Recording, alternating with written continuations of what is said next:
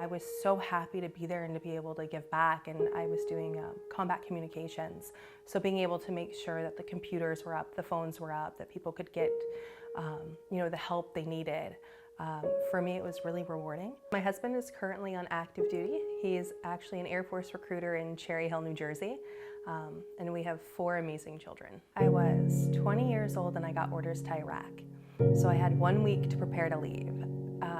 But I also had a 4-month-old daughter at home. So I had to leave my daughter at 4 months old. I missed a lot of her firsts.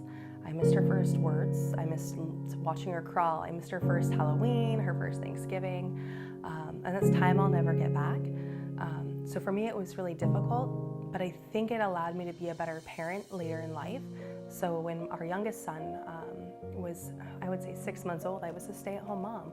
I was there for everything. And while I love all my children, I really do feel like being able to be home and spend all that time with him made our bond that much stronger.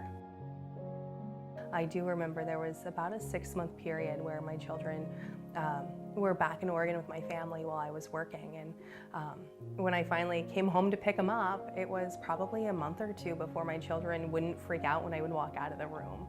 And I remember my first time out traveling with TD, I was packing my bags and my son walked in my room and he was like, "Mom, where are you going? How long are you gonna be? Are you really gonna come back?" And I was like, "Well, of course, I always come back, buddy. It's just work."